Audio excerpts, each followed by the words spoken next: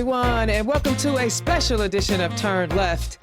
I am your host, Indiana's own Dana Black, coming to you live, yes, all the way live from Black Pearl Studios, where we talk about Indiana politics from the left side of things. Okay, guys, I wanted to do this quick special show today because I had the opportunity on Monday to sit in on the Delta Sigma Theta Sorority Incorporated, the Indianapolis Alumni Chapter's Mayoral Forum on Monday night. And it was quite interesting, and I was able to capture some information with the permission of the Delta sororities.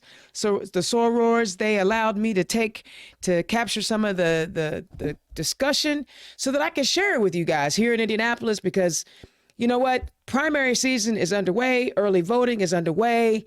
And I don't know if you guys are getting the opportunity to hear from all the candidates like you would like. I know I've been trying to get all the candidates on, doing the best that I can. So I thought I would drop in on this town hall because honestly, why not? And we were able to get some good videos, some good video shots. And I think you guys will appreciate the interaction between all of the candidates. Now, I got to say a couple of things. First, Mayor Hogsett could not attend. He was dedicating a park on the far east side of Indianapolis, so it was already previously scheduled. So there was a scheduling conflict. And apparently Bob Kern also couldn't make it. He had some personal issues. And so because those two candidates weren't there, we will not hear from their sides, their perspectives. And also, guys, I'm talking to Democratic voters in the primary, right? That's who I'm talking to. So I don't have any Republican stuff. If you want to hear from the Republicans, I suggest you go find them or do what you do. I'm talking to Democrats. That's what I do. So unfortunately, fortunately, there were just two candidates that were available. I still think that you should hear from them. I don't think there's anything wrong with that. I wish the other two Democrats had been there. And no, I'm not amplifying Republican voices. I could not do it. All right. That being said, it was held at the Jewel Center. If you guys are not booking events there, you should probably check it out. Every time I go there, and there's an event being hosted there, I love the space. They have decent food, good food, actually. And it's Black owned. So when you get an opportunity, go over and rent and see if you can lease out the Jewel Center as an opportunity to support Black-owned businesses. So the host of the event, or the moderator for the event, was Nichelle Hayes. I don't know if you folks in Indianapolis have been following what's been going on at the Indianapolis Library. She was running it, but then they said that she wasn't qualified to run it. I don't know how you could be running it and not be qualified to run it, but I'm not in that. That's not my lane.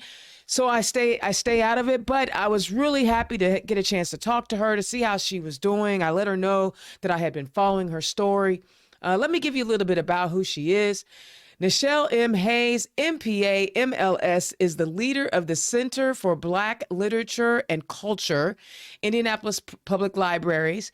Hayes graduated from Indiana University School of Library and Information Science with her MLS. She began her library career as a library media specialist at an elementary school here in Indianapolis. Later, she worked as an adult reference librarian specializing in business. She serves as a number of community boards throughout the state of Indiana.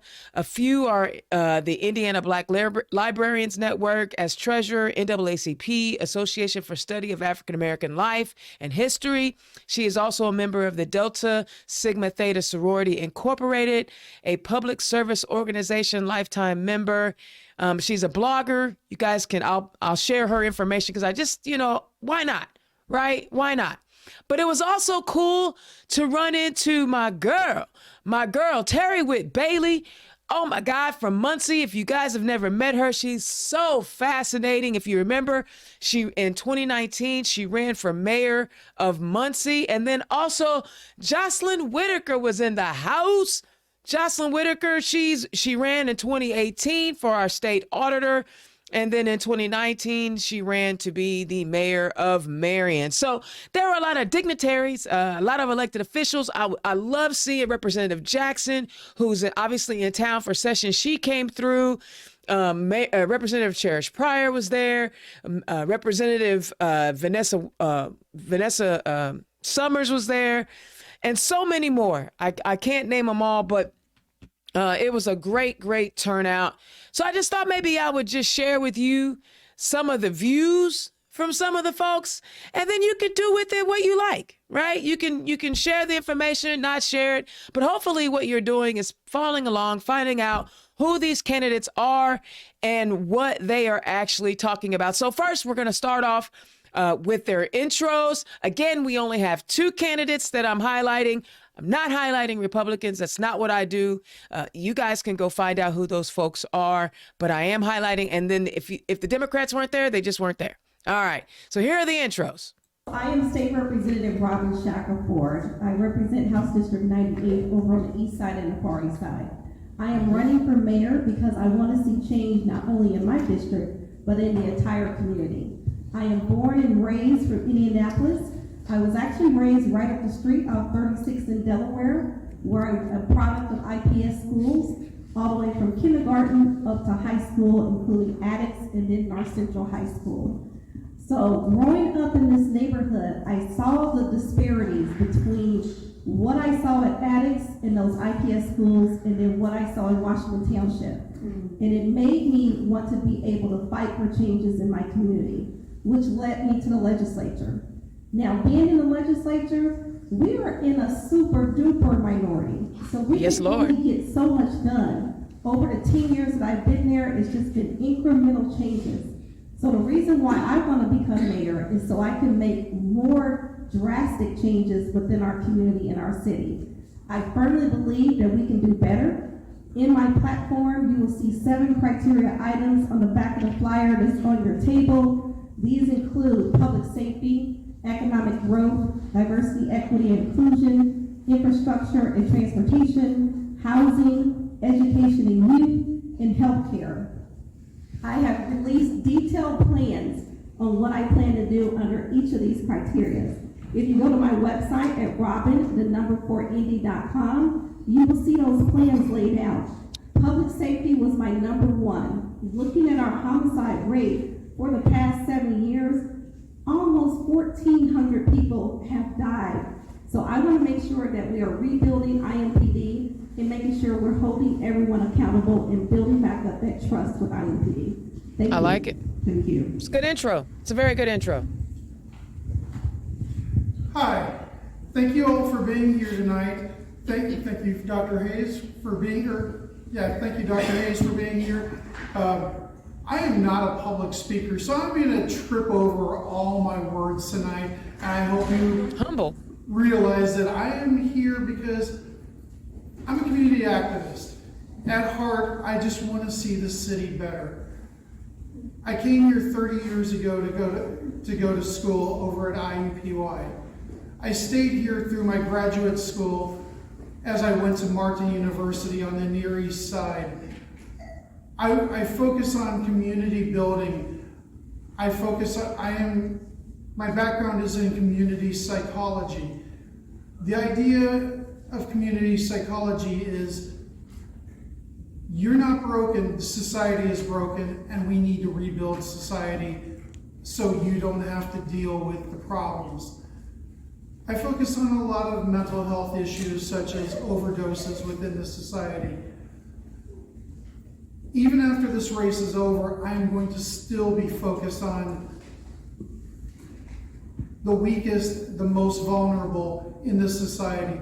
We can't lift this society until we lift the most vulnerable. And that is why I'm here today, to try to see if we can lift the most vulnerable. Finally, I want to say thank you to everybody who's up on stage. It's amazing to see the people and the commitment to this community, and they give me hope. Thank you. You didn't say your name. My name is Cliff Marsiglio. Again, I am not the greatest public speaker. I am going to trip over everything. Cliff Marsiglio, I'm a proud progressive Democrat. I'm a hippie. I'm going to do hippie things, and hopefully I do hippie things for this community. So, I mean, he's a first time candidate, right? He's gonna, flub some things up. But, I also think you kind of have to practice those things. But that's their intro. There's nothing out of the ordinary with either of those intros. It just kind of gives you a foundation. So the first question that we're going to talk about, it was a question about if you received a $15 million one-time grant, how would you use it for Indianapolis? And here are their answers. If you received she's going to ask it first. $15 million grant to use for the city in any way you wanted, what would you do with it and why? So, I'm always focused on the most vulnerable in the city. At this moment, you can walk downtown, you see homeless everywhere. Downtown Indy had a study recently that said $20 million we could build a low barrier to entry facility. I know we're talking about $15 million. You know what? If we weren't so inefficient, we could build it for $15 million, according to what Downtown Indy says. It would cost $600,000 a year to run. We have that in the budget if we only were more efficient. In the end, I want to go downtown where I don't see another homeless person having to beg for money because we're providing them with the services they need. I absolutely don't want to read another op-ed from Abdul about the homeless. I read enough. Actually, you can't have this up. But I want to see a place where the homeless are taken care of, where people with mental health issues are taken care of.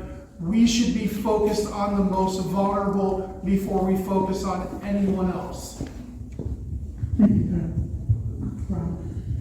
Thank you. And I would divide my money up into 3 areas. One would be mental health, making sure that we partner with schools and get some more counselors or people that act as counselors to come into schools. 2, to make sure we start a peer-to-peer counseling program. When you talk to our youth, they want to talk to each other. They would like to see an app develop, something where they can do peer-to-peer counseling. Next, we need more providers. So providing a scholarship to those young people who are majoring in mental health and paying them to stay in Indianapolis.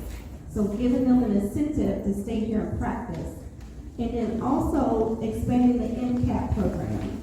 We know that once you are in trouble, once a crisis is taking place, we don't want law enforcement to have to show up. So we want to be able to get more clinicians and more therapists to show up at those doorsteps. 3, a citywide career center. We have a lot of people that just need more skills to get these jobs. We have employers saying there's not enough skilled employees. So let's provide some free training, free resumes, and also help people with their small businesses. We have to look at those root causes of, I would say the root causes of crime and other issues, and they start with those mental health, and they start with people not being able to have a job. And then 3 would be our youth. I would create a citywide internship and apprenticeship program so kids can start working earlier in the city and also collaborate with those corporations. Kids have said that they want to start working in their fields, especially when it comes to healthcare. So let them work in a hospital at 14. Let them be a CNA. Let them do some admin work, or let them work in the office at IMPD so they can see that positive relationship and we can start building that pipeline. So that was, I think, a set of great answers there. I think they were able to, accurately articulate what they were thinking and feeling, and those are some good ideas. I mean, we definitely want to take care of the homeless, and we obviously need some peer-to-peer resources for young people who are struggling. So I think those are all good things, right? So let's keep this party going. So we talked about the $15 million grant. They both talked about how they wanted to do things in the community with it. Catch the full on the replay. But the next question that they had was, what is your 4-year goal as mayor of the city of Indianapolis? What do you think is the most important responsibility in the next 4 years for the mayor of Indianapolis? We need to repair our reputation, not just with ourselves, but with the rest of the state. We have a reputation where you can just watch commercials that are going on around right now where it looks like Indianapolis is lawless and it's apocalyptic. This is not the city that I live in. I live in a community where I will be biking with people. I was biking through this community 3 nights ago at midnight without a fear in my heart. I was with about 400 to 700 people. We didn't count. It was a lot of people. And it was amazing. Not a single problem, no matter what we do. We need to repair this reputation that we are a dangerous city. Right. And part of that's going to be coming down to everybody wants to hire more police. I want to right size the police. We are down 200 police officers in this city. You know what? I think that's fine. Maybe we should be down 200 police officers. Maybe we need to hire That's an interesting take. community activists. Maybe we need to hire therapists, clinicians to be on the street fixing the problems before police need to be involved.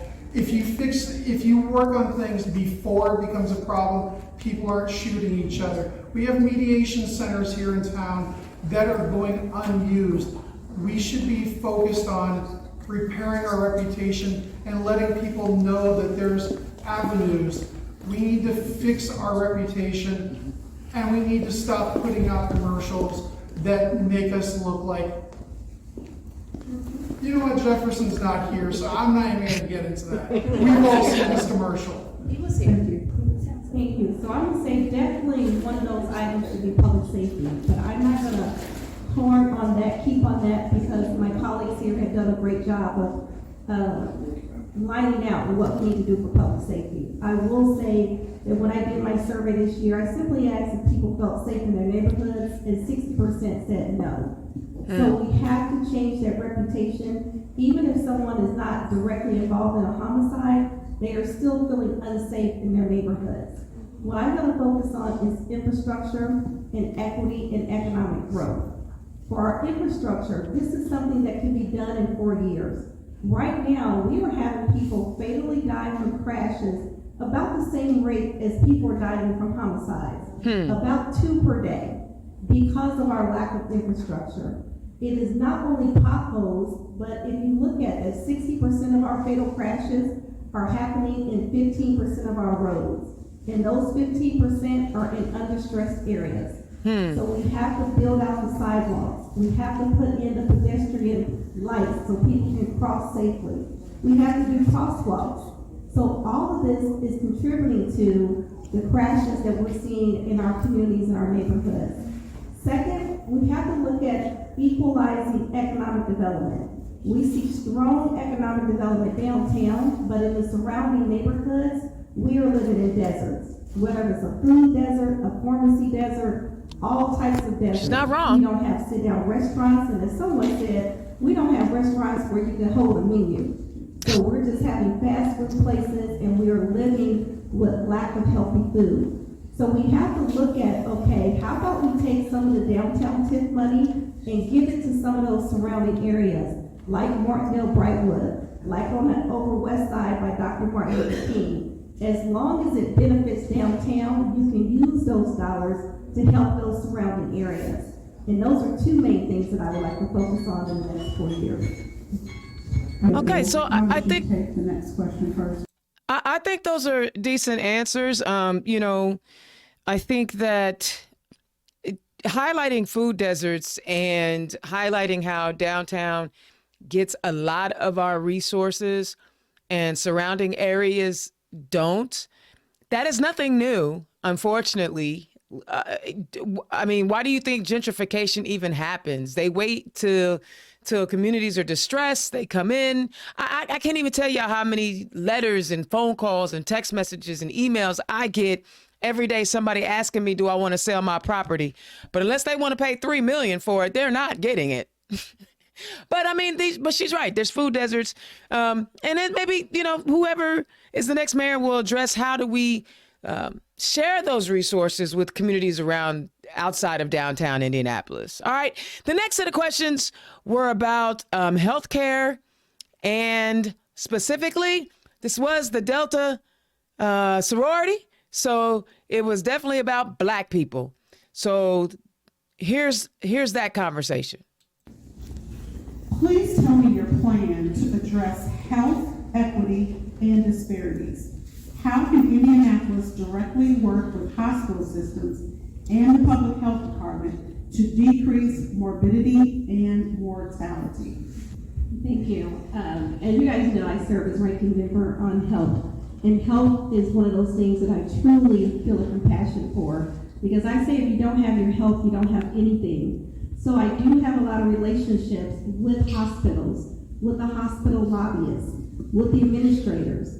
So what I would like to do is gather with them and come up with a plan so we can address some of these chronic illnesses when it comes to diabetes, high blood pressure, those that are really crippling our society and our communities. When I talk to the hospitals, they are more than eager because one, they're seeing high costs and high prices, and they would love for us to be a healthy city. The other thing is to address smoking. I will definitely have an anti-smoking campaign, and here's the reason why. Because of the state legislature, the Chamber of Commerce has really been trying to come down on smokers. They want to see it passed that if you work somewhere and you do not stop smoking, your employer pays for you to stop smoking, sends you through a cessation class, and say in a year you don't stop, then they want to be able to take your job away from you. We have to get in front of this. We have to get into the smoking. Whether if we're getting a campaign to make sure our youth are not smoking, and that includes vaping, or helping those adults get off cigarettes and get off those other smoking items. And then just very quickly, I want to make sure that I implement some type of anti-obesity program. We are one of the most obese cities, obese states, and we have to do something about our health, making sure that we have those healthy foods and making sure that we're able to work out. So those are just a couple of items. Know where we are right now. Please tell me your plan to address health equity and disparities. How can Indianapolis directly work with hospital systems and the public health department to decrease morbidity and mortality? So my background is in mental health. I've got a master's in psychology, and I worked in the system for a few years until I realized we're not going to fix things until insurance fixes things. We live in a community where we have the second largest insurance company in the nation. We live in a community where two of the largest healthcare pharmaceutical companies are here in Indianapolis. We have the largest medical school in the nation downtown. There is no reason that we shouldn't be working with all of these folks to say we need to get this under control. As a mayor, it's going to be hard to deal with a lot of this stuff, so we're going to have to lobby these organizations. If they want to keep their most favored nation status, they're going to need to step up. They're going to need to focus on us. They're not here because they're doing us a favor. They need to be here to serve us. Beyond that, I'm looking at bringing in 200 mental health clinicians into the city that address the roots of crime. Good luck with that. Once you figure that out, once people realize they can get to mental health, they can get to physical health. They can make sure their kids are taken care of. It's going to be a multi-step process, and nobody's going to have all the answers. But we need to address the fact that we have the resources and we can put it together. Do you believe that the mayor's office has any role to play in ensuring that pregnant women have the ability to choose whether or not Hot button question. Hot button question. An abortion? Abortion. You're talking about abortion. He said the mayor does not have that authority. So the question, just to make sure we're clear, Do you believe that the mayor's office has any role to play in I'm not ensuring broadcasting that anything pregnant Abdul women says. have the Y'all can hang that ability up. to choose whether or not to have a child versus an abortion? Robert? So I'm pro-choice. And as mayor, I will do everything in my power. I will be down on the front lines advocating, whether it's at the State House or in the streets. Because women's rights are being trampled on. They're being taken. And you have to have a mayor that's gonna stand up. Granted, if you wanna say the mayor doesn't have the obligation or the mayor doesn't have the power, I'm gonna make sure the mayor has the power. Because I firmly believe They like that answer. that the power is with the people, and the power is in advocacy. And the mayor has the greatest desk, the greatest pulpit to announce this from. If you are truly pro-choice, as most Democrats are, then that should be heard loud and clear. And he should That's right. be over there down in the streets and protecting these women. That's right. We make up 52% of our city. Come on. And there is no reason why that the mayor should not be advocating on behalf of women's health.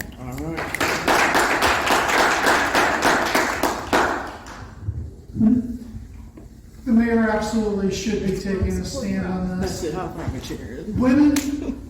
Women's rights have been trampled on in this state. We have seen others' rights trampled. Women's rights, trans rights, LGBT Come on. rights. As a mayor, I am going to stand up for civil disobedience if anybody comes to our city and tries to enforce any laws against women, against trans, Yeah. against our gay friends and family. Yeah. Anybody who wants to take action against any of them, it's not going to happen in my city. It doesn't matter if I'm mayor or not, I'm going to be standing up for these people. I love it. I love it. Our next question, if you can give the microphone to Abdul. With Republicans having a supermajority in the State House, we have seen bills targeting Indianapolis like state takeover of our IMPD. Do you believe Indy should be singled out in the State House? And how will you protect local control? That was my question. That was my I question. agree. When we're talking about Marion County being singled out, it's good if we're singled out in a good way, but it's bad when we're singled out in a bad way, and especially when it comes to public safety. You gotta realize that there is 150 legislators down there. Most of them are from rural areas. Most of them cannot stay in Marion County, and they think that we get too many of the resources. So they are always trying to be in a fight with Marion County. Now, what can we do to try to alleviate that, or at least decrease it? Is that you have to be talking to these legislators. It doesn't matter if they're from a rural county. I will say a lot of the Republicans that I'm talking to, that I'm friends with, that I work with over there, they're excited that I'm running for mayor. Because they're like, well, Robin, we've never been to the city county building. We don't know what it looks like. We don't get to talk to your mayor that often, but we know we can talk to you. And when you have that relationship with those legislators and they feel like they can talk to you and get things done, then that will at least keep Marion County out of their mouths in a bad way. And making sure they do not constantly have us on the menu when it comes to anything they can think of. So that's what I would say, is just being able to have those conversations and those relationships will be a way that we try to keep Marion County off the plate.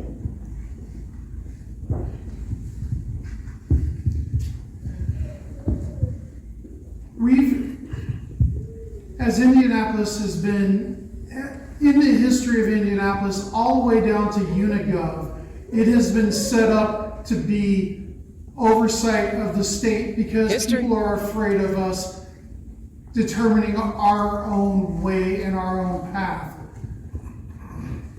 We are the economic driver of Indiana. Say it again.